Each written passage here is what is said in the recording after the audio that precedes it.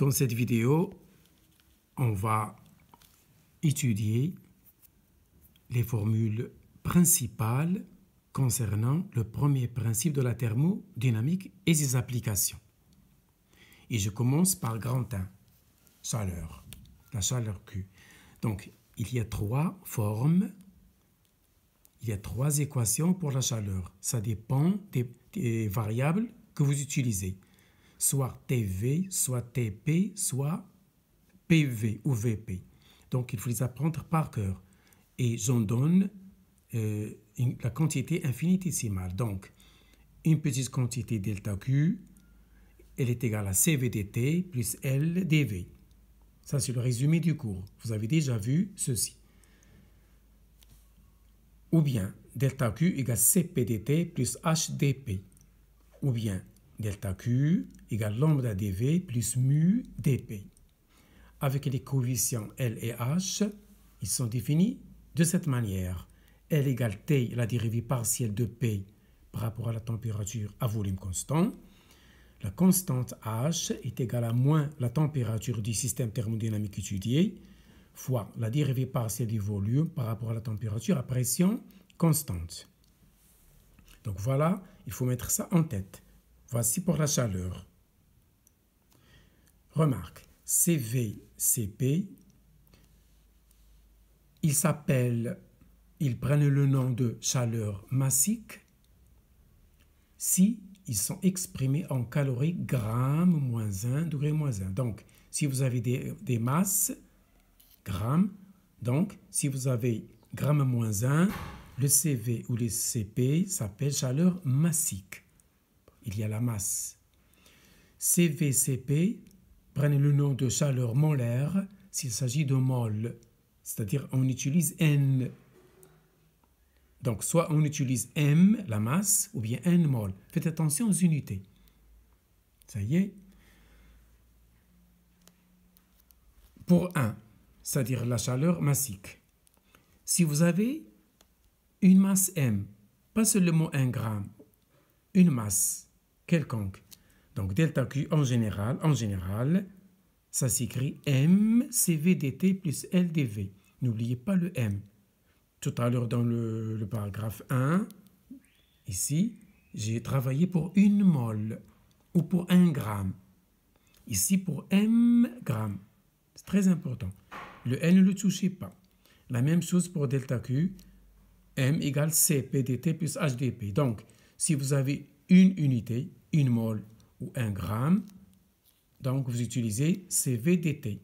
Sinon, c'est M CVDT. Si vous avez N, vous notez N, CVDT, N, CPDT. C'est important ça. Voilà, c'est mentionné ici. C'est le 2. Donc, si vous manipulez des mols, n'oubliez pas le nombre de mols N. Si vous manipulez des grammes ou des kilos, n'oubliez pas la masse N. Ça, c'est pour la chaleur. Je rappelle que la chaleur n'est pas une fonction d'état. Vous avez déjà vu ce que c'est qu'une fonction d'état. C'est une fonction qui ne dépend que de l'état initial et de l'état final, comme l'énergie interne, l'enthalpie, etc. Ça y est, donc la chaleur n'est pas une fonction d'état. Petit 2, petit paragraphe, le travail ou bien l'énergie mécanique, W. Donc, vous allez voir dans le cours que le petit travail élémentaire, c'est égal à moins la pression extérieure fois dV. Parce que lorsque vous comprimez, par exemple, si vous comprimez un gaz, son volume diminue. D'où le moins, diminution du volume. Et la pression qui agit, c'est la pression extérieure. Si je pousse réversiblement, en conservant l'équilibre à chaque instant. Donc, il faut apprendre par cœur les trois formes de delta Q et delta W. C'est le travail élémentaire reçu par un fluide, surtout par un gaz. Cette quantité, elle est positive. Malgré l'existence de moins. Donc, si je veux chercher le travail total reçu par un gaz, il suffit que j'intègre de l'état de départ A à l'état de final B. Il faut apprendre ça par cœur. Troisième chose, c'est ce qui nous intéresse, c'est le premier principe. Le premier principe, il s'intéresse à l'énergie interne d'un système thermodynamique. Un système thermodynamique, il peut être soit un liquide, soit un gaz, comme le dit oxygène, comme l'eau froide, l'eau chaude, etc. Donc l'énergie interne, c'est dU, l'énergie interne élémentaire. Une petite quantité dU, elle est égale à la somme d'une petite quantité de chaleur plus le travail élémentaire échangé avec le milieu extérieur. Donc ces deux quantités, Q, W ou delta Q, delta W, sont échangées avec le milieu extérieur. Ça veut dire que notre système thermodynamique, il peut les céder comme il peut les recevoir. Donc s'il les cède, ils sont comptés négativement. S'il les reçoit, ils sont comptés positivement. Donc l'énergie interne se forme différentielle si cette quantité, il faut la mettre en tête. dU égale delta Q plus delta W. Je n'ai pas mis D droit parce que ce ne sont pas des fonctions d'état. On va voir ça par la suite. C'est ça l'expression du premier principe se forme différentielle. Se forme intégrée, j'intègre là, j'obtiens delta U, j'intègre ici, j'obtiens Q, j'intègre là, j'obtiens W. Donc, l'énergie interne, c'est delta U, la variation, égale Q plus W. Ça, c'est se forme intégrée. Petit 4. Quelques applications du premier principe. Et on va l'appliquer en général au gaz parfait. Parce qu'il y a gaz parfait et gaz réel. On va voir ça par la suite. Pour un gaz parfait, l'énergie interne U, c'est une fonction qui ne dépend que de la température. Donc, c'est une fonction à une seule variable. Retenez ça par cœur. Donc, l'énergie interne d'un gaz parfait ne varie que lorsque la température varie. Pas la quantité de matière, pas autre chose. Et on va s'intéresser à la première loi de Joule. La première loi de Joule nous donne que l'énergie interne, sa variation dU égale à CV dt. Ça, c'est la première loi de Joule. Vous allez montrer ça dans le cours. Il faut apprendre ça par cœur. Ou bien se forme intégrée. Si j'intègre dU, j'obtiens delta U. Si j'intègre là, je sors CV. CV, je considère que CV est une constante. Si elle est constante, ça sort de l'intégrale.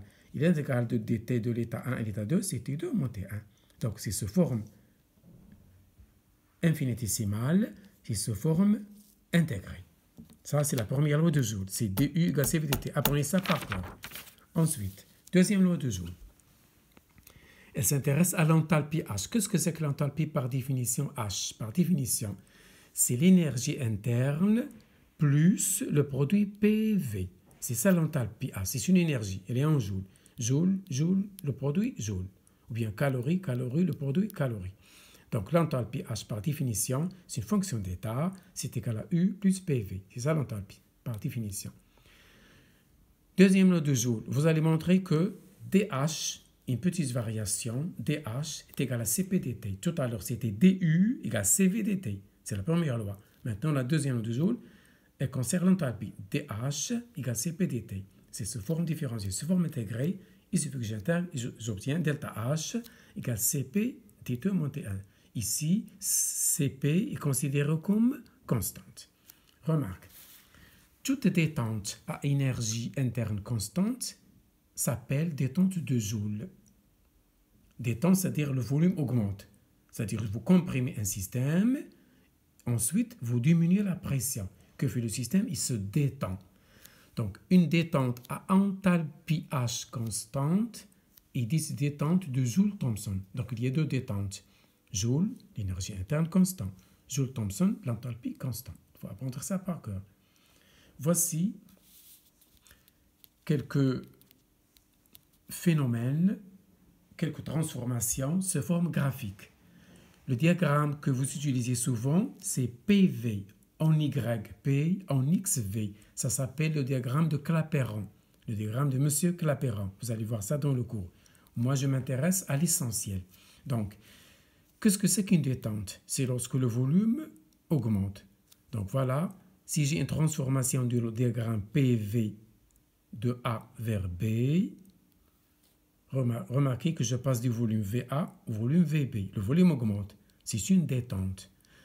Puisque c'est une détente, alors le travail il est négatif parce qu'il est cédé par le système. Quand est-ce qu'un système se détend? Lorsqu'il cède le travail qu'il comprimait avant. Donc voilà comment on schématise graphiquement dans le diagramme de Clapeyron une détente. Le volume augmente. Travail négatif. La même chose ici, je comprime le système. Je comprime le système. C'est-à-dire le volume diminue. Il était VB, il est VA. Alors, je dis que c'est une compression. Donc, le système reçut un travail. Il est compté donc positif. Vous allez trouver ça dans les exercices. Et je passe à la formule dite Robert-Mayer.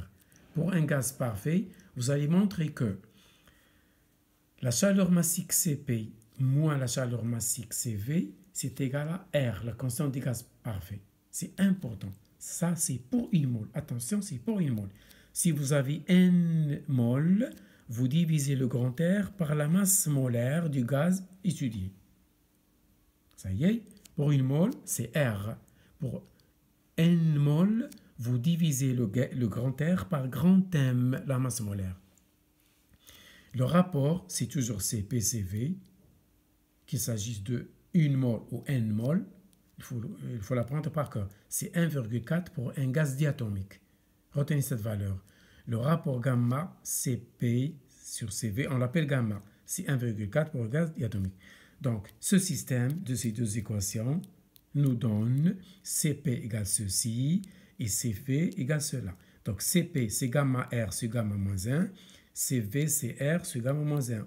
Vous aurez besoin de ça dans les exercices. Je rappelle que ceci, ces trois relations, c'est pour une mole. Si vous avez n mol, divisez le grand R par grand M, la masse molaire du système thermodynamique étudié. Apprenez ça par cœur. Ça, c'est l'essentiel que je veux donner ici. Je ne donne pas un cours détaillé. Je donne l'essentiel qui va vous servir dans les concours, dans les examens. Je passe au paragraphe 5. Je vais citer quelques transformations très connues, très usuelles.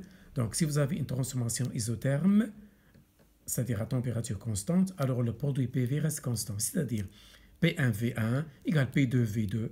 Et vous cherchez l'inconnu, soit P1, soit P2, soit V1, soit V2.